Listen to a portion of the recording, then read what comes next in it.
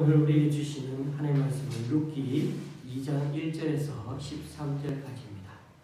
룻기 2장 1절에서 13절까지입니다. 제가 가지고 있는 구약 성경은 402쪽입니다. 룻기 2장 1절에서 13절까지입니다.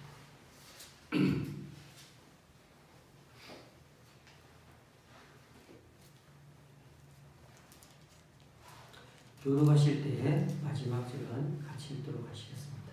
제가 먼저 읽겠습니다.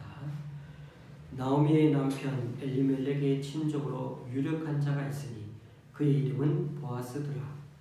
모압의 룻이 나오미에게 이르되 원하건대 내가 밭으로 가서 내가 그에게 은혜를 입으면 그를 따라서 이삭을 주겠나이다 하니 나오미가 그에게 이르되 내가 갈지어다 하매 룻이 가서 벤 자를 따라 밭에서 이삭을 줍는데 우연히 엘리멜렉의 친족 보아스에게 속한 밭에 이르렀더라.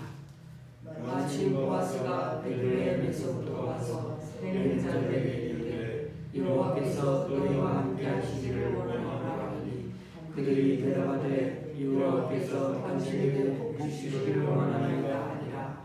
보아스가 베는 자들을 거느린 사환에게 이르되 이는 누구의 소녀냐 하니 벤 자를 거느린 사환이 대답하여 이르되 이는 나오미와 함께 모압 지방에서 돌아온 모압 소녀이되 그의 말이 나로 베는 자를 따라 단 사이에서 이삭을 줍게 하소서 하였고 아침부터 와서는 잠시 집에서 쉰 외에 지금까지 계속하는 중이니이다. 보아스가 룻에게 이르되 내 딸아 오너라 이삭을 주우러 다른 밭으로 가지 말며 여기서 떠나지 말고 나의 소녀들과 함께 있으라. 그들이 베는 밭을 보고 그들을 따르라. 내가 그 소년들에게 명령하여 너를 건드리지 말라 하였느니라. 목이 마르거든 그릇에 가서 소년들이 길어온 것을 마실지니라 하는지라. 룻이 엎드려 얼굴을 땅에 대고 자장하여 그에게 이르되 나는 이방만 있는 이거를 당신이 어찌하여 내게 은혜를 베푸시며 나를 돌보시나이까 하니 보아스가 그에게 대답하여 이르되 내 남편이 죽은으로 내가 시어머니에게 행한 모든 것과 내 부모와 고국을 떠나 전에 알지 못하던 백성에게로 온 일이 내게 분명히 알려졌느니라. 여호와께서 내가 향하게 보답하시기를 원하며 이스라엘의 하나님 여호와께서 그의 날개 아래에 보호를 받으러 온 내게 온전한 상 주시기를 원하노라 하니라. 룻이 이르되 내 주여 내가 당신의 은혜의 길을 원하나이다. 나는 당신의 하늘 중에 하나와도 같이 못하오나 당신이 이 하늘을 위로하시고 마음을 기쁘게 하는 말씀을 하셨나이다 하니라. 아멘.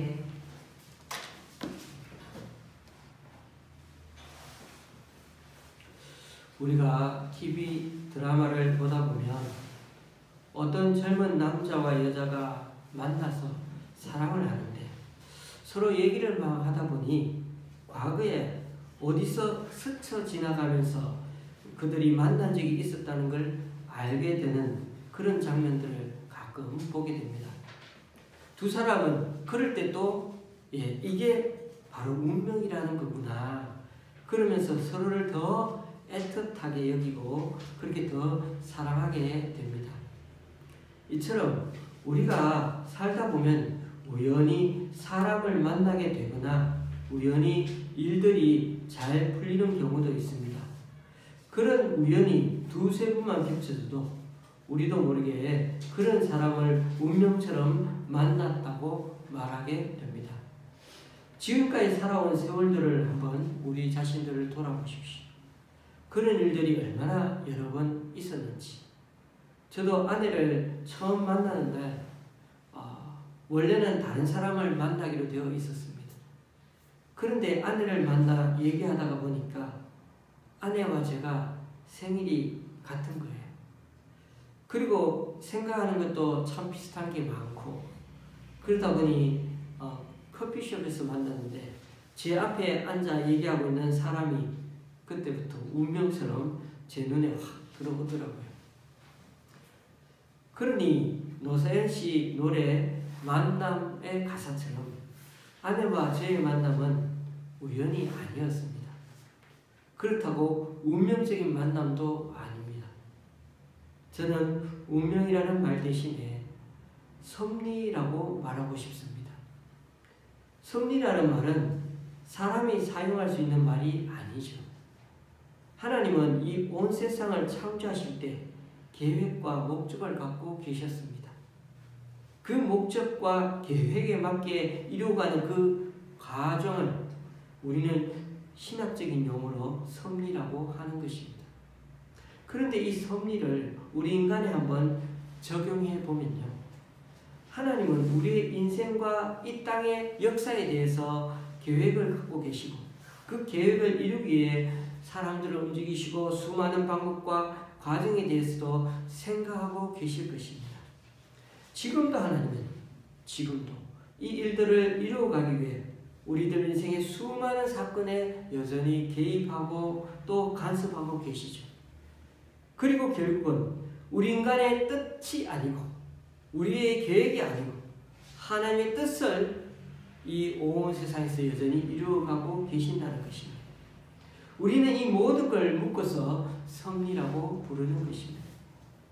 그러니 제가 딴 여자를 만나야 하는데 우연히 제 아내를 결혼한 것이 아니라 제 아내를 만나는 게 하나님의 섭리였던 것입니다. 그러니 교우님들, 사람 눈에는 우연인 것 같고 우연히 두세 번 겹쳐지면 운명 같지만 이런 게 다 하나님의 섭리인 것입니다. 오늘 이런 얘기를 하는 것은 룻이 이제 베들레헴이라는 아주 낯선 환경에서 살아가야 하는데 얼마나 걱정이 많겠습니까?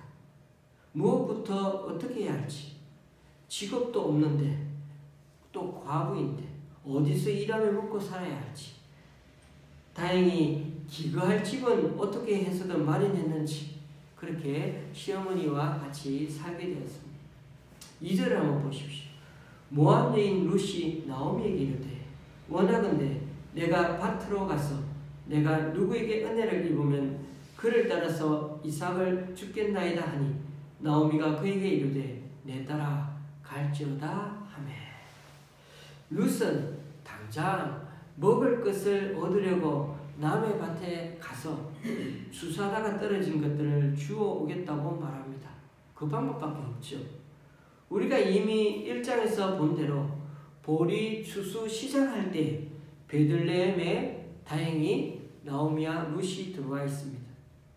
보리 추수하다 떨어진 것들은 일꾼들이 다시 주워가지 말고 그대로 두어야 한다고 그게 율법의 말씀에 성경 말씀에 나와 있죠. 왜요? 약한 자들을 위해서 하나님이 약자들을 위하여 배려해 주신 그런 방법이었습니다. 룻은 이방인인데도 이런 것을 어떻게 알았는지는 몰라도 당장 먹고 살아야 하니까 남의 밭에 가서 눈치를 보면서 그렇게 떨어져 있는 먹을거리를 주우러 간 것입니다. 그런데 여러분 한번 생각해 보십시오. 그렇게 떨어진 나날이 많으면 얼마나 많겠습니까? 그 일꾼이 일을 잘하여 다 끌고 갔을 텐데, 그렇죠? 떨어진 건 얼마나 낫 아래니까 얼마나 적습니까? 하나씩 주어야 될지 모릅니다. 얼마나 열심히 모아야 식량으로 두 사람분을 거두어가지고 먹을 수 있을까요? 하루 내내 이삭을 주워 모아야 하루 끼니 때울 수 있을지 모릅니다. 그리고 지금은 그래도 추수 기간이니까 이렇게 약간의 양식도 구할 수 있지. 그렇죠? 추수기가 지나면 또 어떻게 먹고 살아야 하나? 어디서 주워야 되지? 하는 걱정을 해야 할 판입니다. 지금은 당장 입에 풀칠이라도 하는 게 급하지만 안정적인 대책이 지금 앞으로 장기적으로 있어야 한다는 것입니다. 그런데 보십시오. 진짜 우연히 룻이 보아스를 만났습니다. 이런 걸 보고 드라마나 애나 나올 법한 세상적인 말로 운명적인 만남이 아닐 수가 없습니다. 제가 3절 4절을 읽어봅니다. 룻이 가서 베는 자들을 따라 밭에서 이삭을 주는데 우연히 엘리멜렉의 친족 보아스에게 속한 밭에 이르렀더라. 마침 보아스가 베들레헴에서부터 와서 베는 자들에게 이르되 여호와께서 너희와 함께 하시기를 원하노라 하니 그들이 대답하되 여호와께서 당신에게 복 주시기를 원하나이다 하니라. 3절과 4절에 우연히라는 말과 마침이라는 말이 나오죠. 룻이 우연히 찾아간 밭이 나오미의 유력한 친족인 보아스의 밭이었습니다. 나오미가 룻에게 알려주지도 않았는데 말입니다. 그리고 그렇게 룻이 밭에 우연히 들어가 이삭을 죽을 때 밭의 주인이던 보아스가 마침 도착했습니다. 두 사람이 딱 희한하게 마주쳤죠. 일단 이 두 사건은 이 일을 행하는 사람에게 특별한 의도가 없다는 점에서 우연인 것입니다. 이쪽도 생각을 하지 않았고 저쪽도 우연히 온 것이라고. 룻은 보아스가 누구인지를 몰랐고 이란의 밭의 주인이 누구인지도 관심도 없었습니다.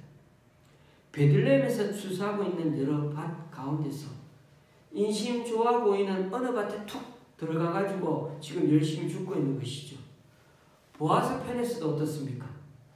그에게는 여러 밭이 있었는데 오늘은 이 추수를 위해서 열심히 하는 이 밭에 한번 가볼까 하고 와가지고 다른 여러 업무들도 있는데 오늘은 마침 그 밭에서 일하는 일꾼들을 한번 격려하려고 온 것입니다. 그리고 룻이 우연히 이삭을 죽고 있었습니다. 맞습니다. 우리에게도 살아오면서 이런 우연들이 많이 있었습니다. 그러나 그 우연들이 그냥 우연이 아니라 우연으로 가장한 신의 섭리라는 것입니다. 어떤 신학자는 이를 가리켜서 신적인 우발성이라고 그렇게 표현했습니다. 신적인 우발성. 사람 눈에는 우연처럼 보여도 하나님 편에서는 그게 필연이라는 것입니다. 하나님 편에서는 의도를 가지고 이 모든 상황을 움직여 가시는데 그 속에 있는 인간들 편에서는 전혀 의도가 없이 움직인다는 것입니다. 그러므로 교우님들, 지금 우리 인생에 우연처럼 보이는 일들이 실상은 그 사건들의 배후에 하나님이 일하고 계십니다. 하나님은 그 계획을 이루어 가시기 위해 지금도 우리 인생 가운데 역사하고 계십니다. 저와 여러분이 어떻게 하나님을 믿게 되었는지 한번 곰곰이 돌아보십시오. 목사님, 우리 집안은 원래가 기독교 집안이었는데 그래서 믿었는데요. 그렇다고 해도 예수님을 잘 믿게 된다는 보장이 어디 있습니까? 아무리 부모가 목사님, 장로님 집안이어도 신앙을 벗어나는 자녀들도 많습니다. 그러므로 남 보지 말고 내가 지금 이만큼이라도 교회 와서 주님 믿고 살아오고 있다는 것은 결코 우연이 아닙니다.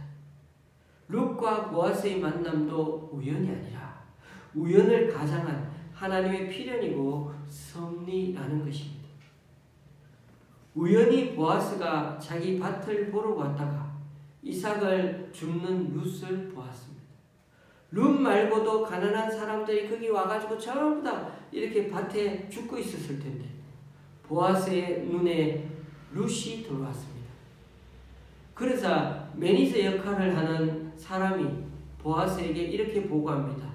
나오미와 함께 모압 지방에서 돌아온 모압 소녀인데 아침부터 와서는 지금까지 잠시 쉬는 것 빼고는 지금까지 계속 성실하게 죽고 있어요 라고 말합니다. 그러자 보아스는 룻을 따로 불렀습니다. 8절 9절 보아스가 룻에게 이르되 내 딸아 들으라. 이삭을 주우러 다른 밭으로 가지 말며 여기서 떠나지 말고 나의 소녀들과 함께 있으라. 그들이 베는 밭을 보고 그들을 따르라. 내가 그 소년들에게 명령하여 너를 건드리지 말라 하였느니라. 목이 마르거든 그릇에 가서 소년들이 기러온 것을 마실지니라 하는지라. 제가 말씀드리기를 룻기는 마치 연극 대본 같다고 했죠. 룻기에는 이 여러 이 4장까지 있는 글들이 보면 룻기는 직접 사람들이 말하는, 마치 연극에서 이 대화하는, 이 배우들이 얘기하는 것처럼 그런 대화하는 내용들이 전체 글의 반이나 됩니다. 그래서 마치 이게 대본과 같다는 거죠. 보아스가 룻에게 부르는 호칭을 한번 잘 들어보십시오. 내 딸아. 룻의 나이가 아주 젊었음을 보여줍니다. 예전에는 10대의 나이에 결혼하는 경우가 아주 많았습니다. 그에 비해 보아스는 이미 나이가 많이 든 사람 같습니다. 마치 아버지가 딸만큼의 나이 차이가 나지 않았나 싶습니다. 그러니 이미 결혼한 적도 있었는지 모릅니다. 우리 어머님들은 기도할 때 하나님, 우리 딸이 보아스 같은 신랑 만나게 해주세요.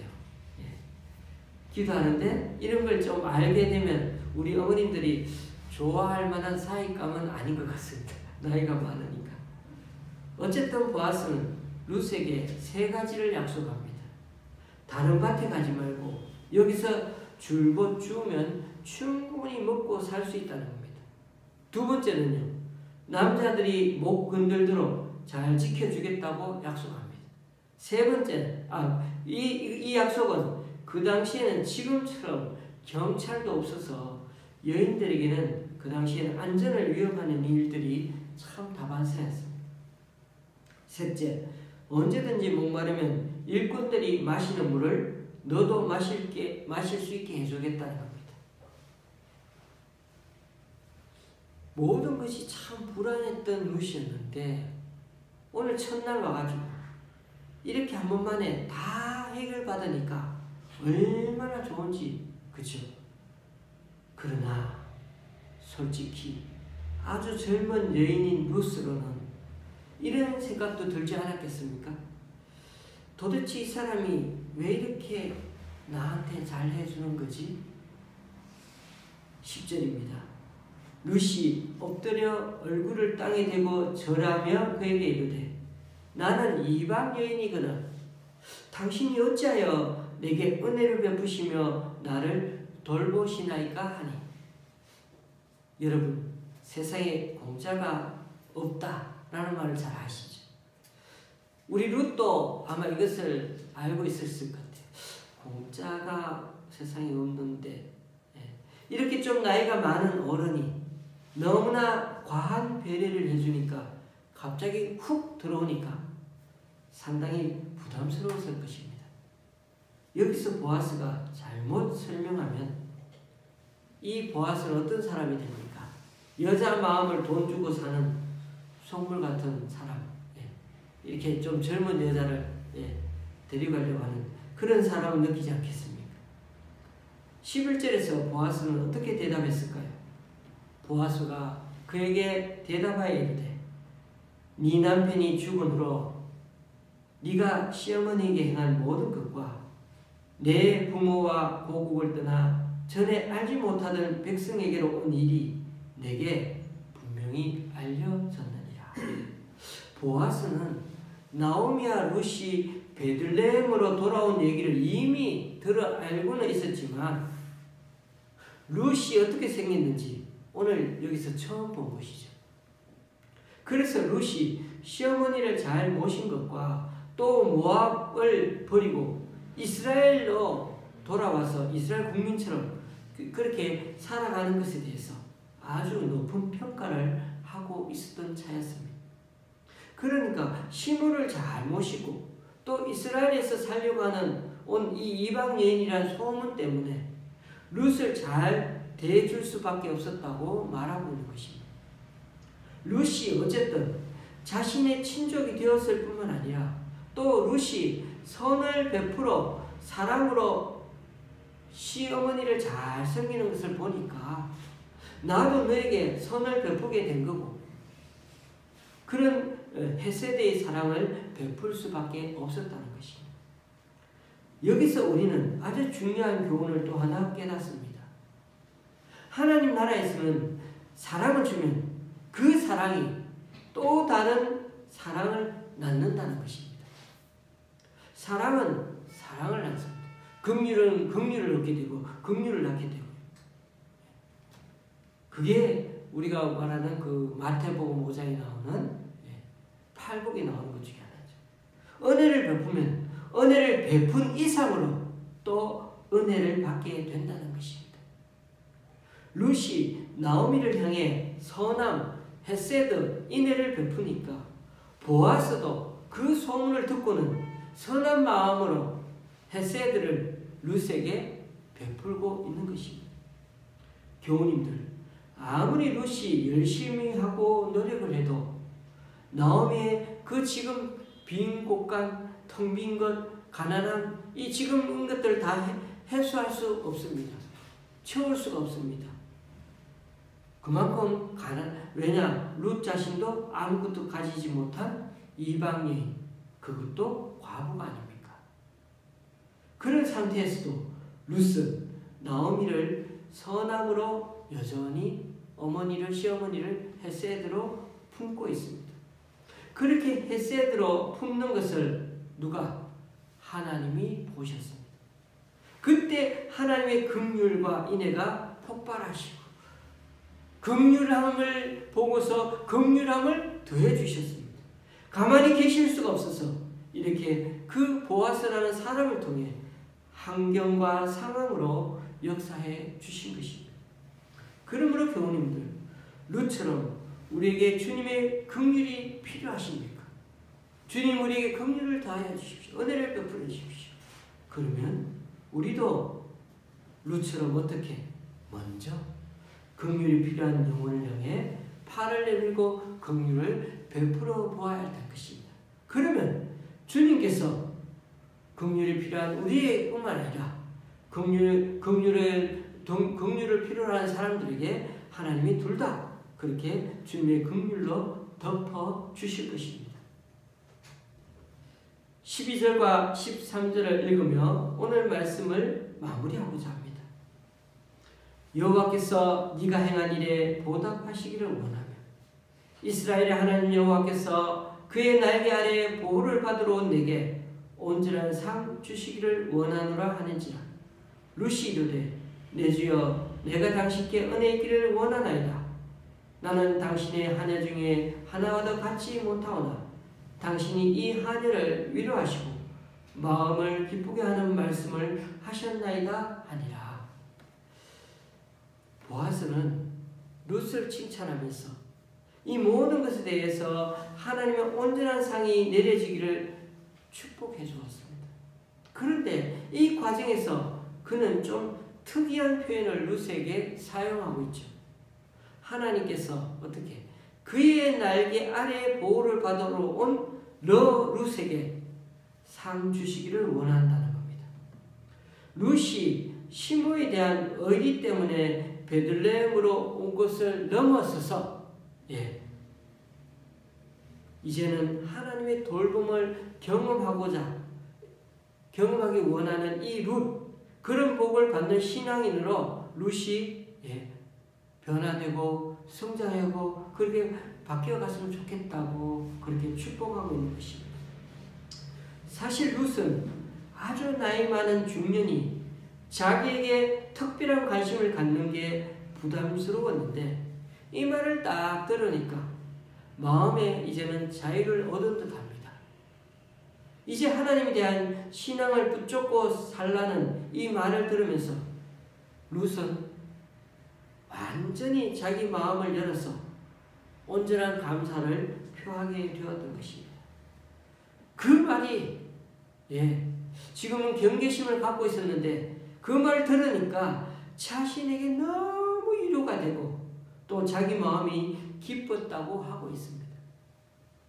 저 사람이 무슨 웅큼한 꿍꿍이 속을 갖고 이렇게 잘 해주는가 하면서 상당히 부담스러울 수 있었는데 그것이 아니라 자신이 모압에서 돌아와서 시므님을 섬기고 또 하나님을 찾는 사람이 된 것에 감동이 되었다는 이 소소한 이야기를 지금까지 옆에서 잘 보고 있었다는 것.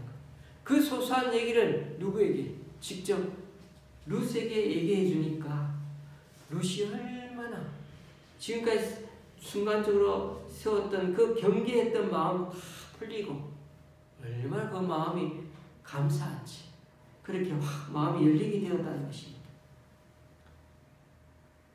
이제 우리가 한 가지 더 생각해 보아야 하는 점은 보아스가 룻의 마음을 깊이 이해한다는 것을 보면서 우리는 누구를 떠올리게 됩니까?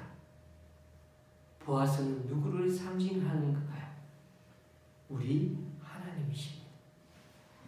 여러분, 하나님은 온 우주를 만물을 다스리시니 얼마나 스케일이 크실까요?